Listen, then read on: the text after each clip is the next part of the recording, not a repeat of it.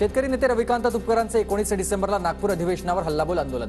सरकारला दिलेली 15 डिसेंबरची तारीख संपूनही मागण्या मान्य न झाल्यानं पुन्हा एकदा आंदोलनाचं हत्यार उपसणार। शेतकरी प्रश्न आणि मराठा आरक्षणावर सरकार उद्या विधानसभेत भूमिका मांडण्याची शक्यता। मंगळवारी याबाबत सरकारच्या वतीनं उत्तर देण्याची तयारी सुरू। अजित पवार गटाकडून लोकसभा निवडणुकीच्या सर्व्हेला सुरुवात। जागावाटपात मिळणाऱ्या संभाव्य जागांवर सर्व्हे केला जाणार असल्याची सूत्रांची माहिती। सर्व्हेमध्ये बारामती लोकसभा मतदारसंघाचा देखील समावेश असणार। मनसेची राज ठाकरेंच्या अध्यक्षतेत उद्या लोकसभा निवडणुकीच्या रणनीतीसाठी बैठक।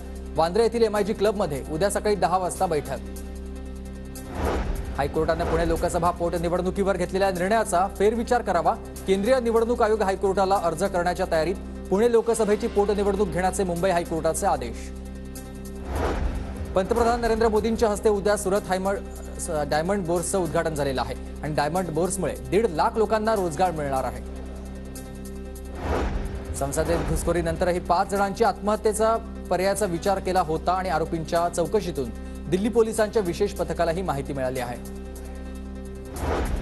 मध्य प्रदेशातील काँग्रेसच्या पराभवाची जबाबदारी घेत प्रदेशाध्यक्ष कमलनाथ यांचा राजीनामा। जितू पटवारी यांची प्रदेशाध्यक्षपदी नियुक्ती करण्यात आली तर उमंद सिंगार यांची विरोधी पक्षनेते वर्णी लागली आहे। मुंबईत मराठी पाट्या न लावणाऱ्या दुकानांवर कारवाईचा सपाटा। 1932 दुकानांवर महानगरपालिकेची कारवाई। सर्व दुकानांना दंडात्मक कारवाईची नोटीस। ठाण्यात श्रीराम अक्षत मंगल कलश यात्रेला मुख्यमंत्री एकनाथ शिंदे यांची हजेरी। क्रिकेटच्या मैदानात मुख्यमंत्र्यांची फटकेबाजी। मुलांच्या आग्रहानंतर मुख्यमंत्री शिंदे मैदानात उतरले। मुंबई महानगरपालिकेच्या डीप क्लीन ड्राईव्ह अभियानामध्ये मुख्यमंत्री एकनाथ शिंदे यांची उपस्थिती। घाटकोपर परिसरातील चिरागनगर परिसरात स्वच्छता अभियान मोहीम। मुंबई महानगरपालिकेतर्फे मलबार हिल जलाशयाच्या पुनर्बांधणीचं काम हाती घेण्यात आलं तर IIT पवईचे प्राध्यापक, स्थानिक नागरिक आणि पालिका अधिकाऱ्यांची यात समिती असेल। सिंधुदुर्ग किल्ला आज पर्यटकांसाठी बंद। किल्ल्यावरील त्रैवार्षिक धार्मिक कार्यक्रम असल्यानं निर्णय।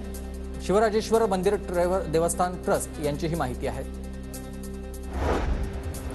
राज्यात समूह शाळा उभारण्याचा शिक्षण विभागाचा विचार। 163 ठिकाणी समूह शाळा उभारण्याचे प्राथमिक प्रस्ताव। शिक्षणाधिकाऱ्यांनी आयुक्त कार्यालयाकडे केली प्रस्ताव सादर।